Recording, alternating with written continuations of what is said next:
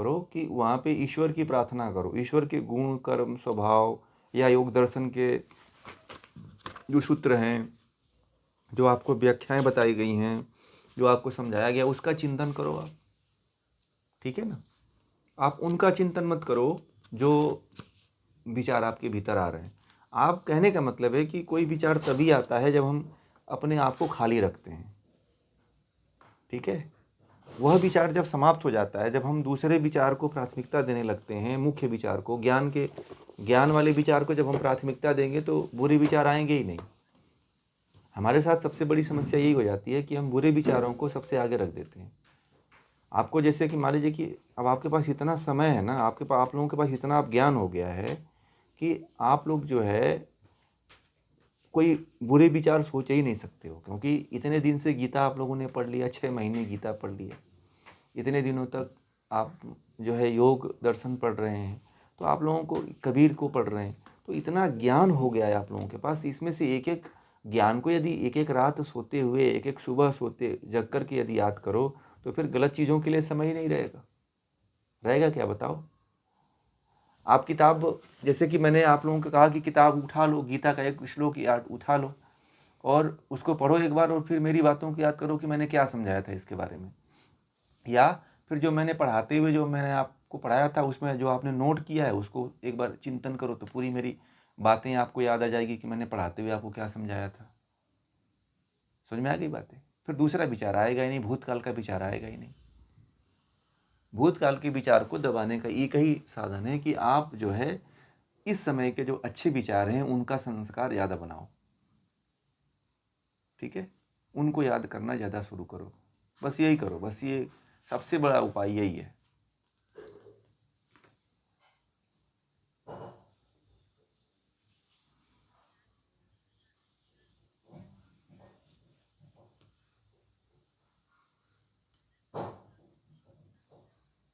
हम्म हम्म हम्म हम्म हम्म। अच्छा अच्छा। अच्छा।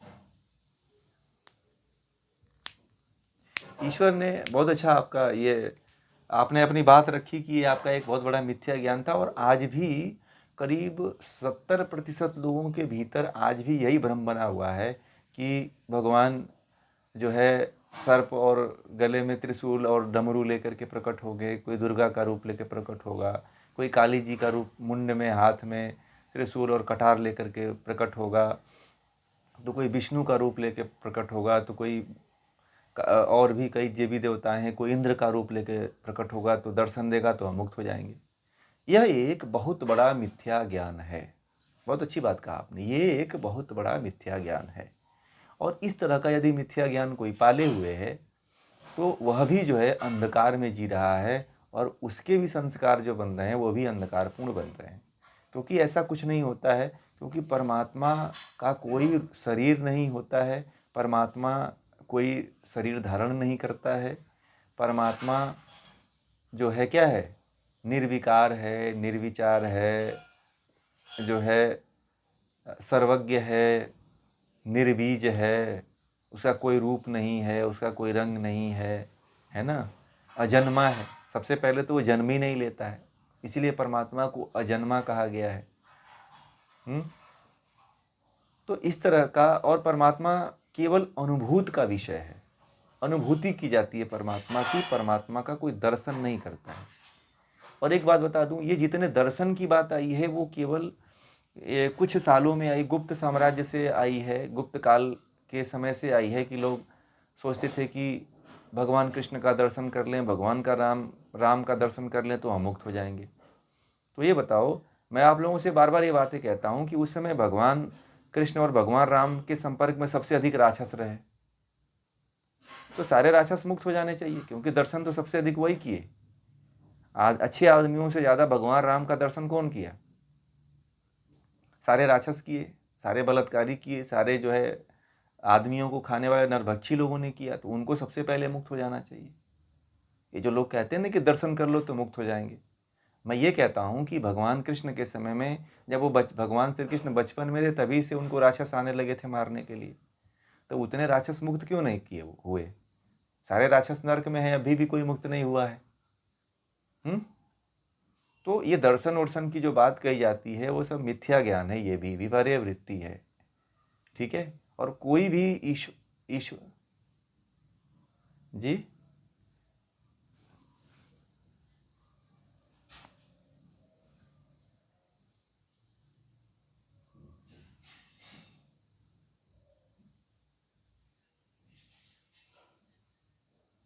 ऐसा ईश्वर का ऐसे ऐसे ईश्वर का रूप है ही नहीं है, ऐसे ईश्वर का रूप है ही नहीं है जो लोग इस तरह का भजन करते हैं, जो इस तरह की प्रार्थना करते हैं। ये भी प्रार्थना निरर्थक जाती है, ठीक है, ये भी प्रार्थना निरर्थक जाती है। आप तो परमात्मा से ऐसी प्रार्थना करो कि हे ईश्वर, आप हमें सद्गति दो, सही मार्ग पे ले चलो, हमें अच्छे ज्ञान दो, हम जिससे कि आत्मा को जान सकें, आपको पहचान सकें, इतना सामर्थ्य दो कि मैं प्रकृति से अलग हो पाऊँ, वृत्तियों को दूर कर पाऊँ, मिथ्या ज्ञान हमारे अंदर से दूर हो, हम अज्ञानता से दूर होकर के ज्ञान के प्रकाश की तरफ जाएं। ईश्वर से यही प्रार्थना होनी चाहिए, ऐसा ही भजन होना चाहिए। भजन ऐसा नहीं होना चाहिए कि ये भगवान तुम आना और चूड़ी बेचने आना और मेरे कलाई में चूड़ी दे के जाना, और पता नहीं लोग कहते हैं कि धन दे के जाना, तो ये फलाना तो ठिकाना। तो भजन भी जो जैसे जिस तरह के जितना ज्ञान लोगों को होता है उसी तरह का भजन लोगों ने बनाया और उसी तरह के लोगों ने गा दिया, तो लोग वही भजन आजकल प्रचलित है। अब अज्ञान हमारे देश में बहुत ज़्यादा है और आज भी लोग उसी अज्ञानता में जी रहे हैं। आजकल मैं देखता हूँ कि इतने बड़े बड़े मात्रा में लोग जो है कथा कहलवाते हैं, तो उस कथा को कहने से कोई मुक्त थोड़ी होता है, और उस गर्त में फंसते जाते हैं। उनका संस्कार उसी में पड़ा हुआ है, उसी में बेचारे फंसे पड़े हैं। मैं तो इस चीज़ को बार बार कहता हूँ कि वो बेचारे वो कितने नरक में गिरेंगे, वो कब मुक्त होंगे, है ना। आप लोगों के ऊपर तो बहुत अच्छी कृपा परमात्मा ने किया है कि चलो आप लोगों को ये सही ज्ञान से जोड़ दिया है। वो तो बेचारे जुड़ेंगे भी नहीं, उनको जोड़ने भी जाओ तो वो आपके विरोध में खड़े हो जाएंगे, ठीक है। तो उनके ऊपर परमात्मा कुछ न्याय करे, कुछ उनके बारे में भी सोचे, ठीक है। जो इस तरह के, और कुछ लोग तो केवल जो गुरु है उसी को भगवान मान लेते हैं, ये भी एक बहुत बड़ा भ्रम है। मैं तो कोई ज्ञान देने वाला है तो भगवान थोड़ी होता है वो, और जो ज्ञान देने वाला है लोग उसकी पूजा करते हैं, ये भी एक पाप है। नहीं, उसकी भी पूजा नहीं होनी चाहिए। हाँ, उसका सम्मान, हाँ, कोरोना माता की जय। अब देखिए जितने आडंबर हैं, यह जिसको अज्ञानता होती, जिसको ज्ञान नहीं होता है, वह व्यक्ति हर व्यक्ति मानने के लिए स्वीकार कर लेता है कि भूत होता है, प्रेत होता है, तो कोई ताबीज पहनता है, तो कोई काला धागा पहनता है, तो कोई माला पहनता है, तो कोई धागा लपेटता है, तो कोई काला टीका लगाता है, तो कोई पैर में रस्सी बांधता है, तो कोई काला धागा बांधता है, कोई अंगूठे में काला धागा बांधता है, ठीक है। सोचता है कि इससे हमें कुछ मिल जाएगा। अरे कहीं कुछ नहीं मिलता। हाँ, गहने पहनो, सोना चांदी पहनो, इसका एक प्रभाव पड़ता है, ठीक है। सोना चांदी पहनो, रुद्राक्ष की माला पहनो, चंदन की माला पहनो, तुलसी की, इसका शरीर के अंगों पे एक उपरेसर के रूप में एक चिकित्सा पद्धति है, बाकी और कुछ नहीं है। एक शरीर के अंगों पे इसका प्रभाव पड़ता है, सकारात्मक प्रभाव पड़ता है। बाकी ऐसा कुछ नहीं होने वाला है कि आपने माला पहन लिया तो उससे जो है आप जो है वो हो गए, फलाना हो गए, नहीं। वृत्तियों को, इंद्रियों को रोकने के लिए ऋषि जो है ना, रुद्राक्ष का धारण करते थे कि इंद्रियां ज़्यादा ना विचलित हों, ठीक है। अब ज़्यादा पाखंड में लोग जाएंगे तो मुक्त कभी नहीं होंगे, जन्म जन्मांतर लग जाएंगे। पहनिए, कौन मना किया है? माता पार्वती पहनती थी, पहनो आप भी। वो भी योगिनी थी, वो भी योग करती थी, आप भी पहनो। कोई सा जब भी आपको टाइम हो तब बहनों निकाल के फिर रख दो, कोई ज़रूरी थोड़ी है। आप तो अपने शरीर की चिकित्सा कर रहे हो। ये शरीर की ब्लड सर्कुलेशन को और मन को एकाग्र करने के लिए किया जाता है, ना कि इसका कोई वैज्ञानिक प्रयोग, इसका कोई आध्यात्मिक प्रयोग है। जब शरीर ठीक रहेगी तो ही आध्यात्म की तरफ बढ़ पाओगे। बिना ज्ञान का आपको पता है कि माला वाला कोई काम नहीं करता है, ठीक है? आपको ये पता है कि नहीं पता है? केवल शरीर के को ठीक करने के लिए इनका प्रयोग होता है, बस कि शरीर सही रूप से काम करे, बस इतना ही काम है। इसका काम ये नहीं है कि बिना ज्ञान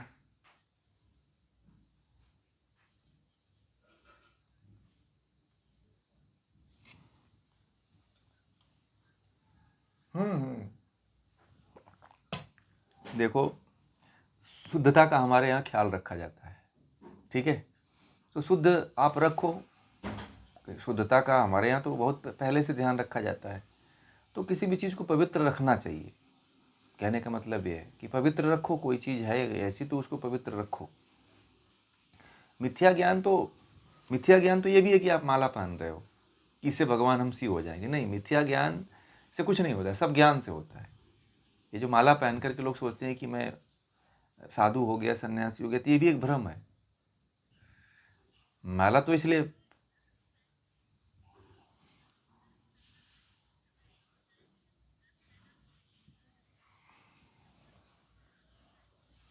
हाँ, वही वही शुद्धता। और उसमें क्या होता है, रुद्राक्ष पहनने से होता क्या है कि मन की जो वृत्तियाँ होती हैं वो कंट्रोल होती हैं, मन बहुत ज़्यादा विचलित नहीं होता है, ठीक है? उस पे जो है मन का जो दौड़ होता है इंद्रियों की तरफ, विषयों की तरफ, वो रुक जाता है, बस यही एक प्रभाव होता है। जैसे औषधि खाओ तो कुछ औषधियाँ ऐसी होती हैं जो जड़ी पे, शरीर पे रखने से उसका ब्लड सर्कुलेशन पे प्रभाव पड़ता है, और वही ब्लड जो है मन पे प्रभाव डालता है। इसका बस केवल इतना ही होता है, शारीरिक दृष्टि से ही प्रयोग होता है, बाकी कोई आध्यात्मिक दृष्टि से इसका बहुत बड़ा कोई प्रयोग नहीं है। क्योंकि जो एकदम माला धारण नहीं करते वो भी ईश्वर को प्राप्त कर जाते हैं, ठीक है? आप माला नहीं पहनोगे, ज्ञान को बस केवल धारण करोगे तो भी आप ईश्वर को प्राप्त कर लोगे। कोई जरूरी नहीं है कि माला पहनोगे तो ही ईश्वर को प्राप्त करोगे, ठीक है?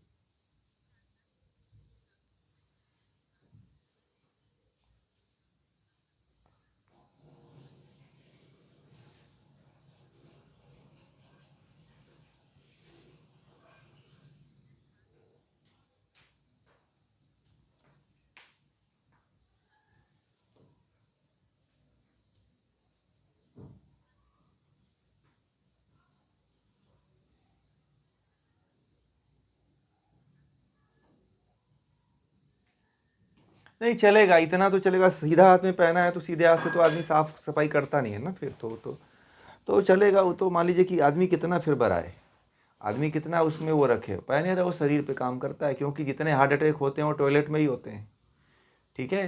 तो यदि आप टॉयलेट में पहन के जाते हो तो आप हार्ट अटैक से बच सकते हो, ये भी है, ठीक है? और देखिए, वो जो जैसे जनेऊ पहना जाता है ना, जनेऊ, तो जनेऊ पहना जाता है तो जनेऊ टॉयलेट में जाते हुए कान पे लपेटा जाता है कि हार्ट अटैक ना हो, ठीक है? उसका संबंध जो है हार्ट अटैक से होता है। आजकल जो है नेचुरोपैथी सेंटरों में चले जाओ तो टॉयलेट करने जाते हो तो कान में एक ऐसा पद लपेटने के लिए रस्सी देते हैं कि लपेटो इसको, ठीक है? हाँ, जब भी आप टॉयलेट करने जाइए तो आप कान में लपेट करके ही जाना चाहिए। इससे क्या होता है कि हार्ट अटैक होने की संभावनाएं कम रहती हैं। ये भी एक बहुत बड़ा प्रयोग है। जनेऊ इसलिए लोग धारण करते थे। जितने भी बाह्य प्रतीक हैं वो केवल शरीर की चिकित्सा के लिए ही हैं, न कि वह कोई आध्यात्मिकता के लिए उसका प्रयोग है। आध्यात्मिकता तो ज्ञान से होती है, ठीक है? ज्ञान है ही नहीं है, आप 50 तरह का आडंबर कर रहे हो तो कोई मतलब नहीं है। मुक्ति तो ज्ञान से होने वाली है ना, ये आडंबर से थोड़ी होने वाली है। आप इसको अध्यात्म से जोड़ के मत देखो, चिकित्सा से बस देखो। शरीर को ठीक रखो, क्योंकि शरीर ही जो है खलु धर्म साधनम है। सभी धर्मों का साधन क्या है? शरीर है। मतलब शरीर रहेगी तो ही आप धर्म को प्राप्त हो पाओगे, मोक्ष को प्राप्त हो पाओगे, ठीक है? बस इतना ही समझो, ठीक है? तो हम लोग इस विषय को यहीं पूरा करते हैं। एक बार ओम का उच्चारण, फिर शांति पाठ। जी।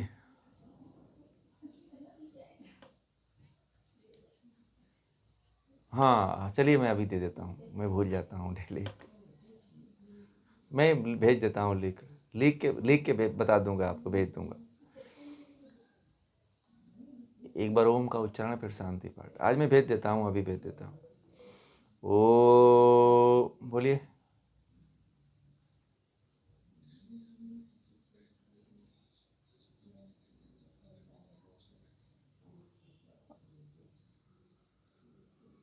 नहीं, ये मैंने, देखिए, ये मैंने उदाहरण दिया था, बाकी वो वास्तविकता नहीं है उसमें। ठीक है, मुझे वो कहानी पता है कि वास्तविकता नहीं है, परंतु ऐसी कहानियाँ केवल किसी दृष्टांत को समझाने के लिए कही जाती है। ठीक है, ये भी एक जो कहानी थी वो मिथ्या ज्ञान ही थी, मुझे पता है कि कृष्ण नहीं आते हैं।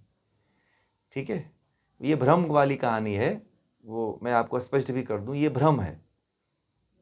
ठीक है, हाँ, तो ये केवल मैं उस दृष्टांत को समझाने के लिए जो बात मैं कह रहा था, उस दृष्टांत को, क्योंकि कुछ ऐसी बातें होती हैं कि लोगों को समझाने के लिए कुछ ऐसी बातें रखनी पड़ती है।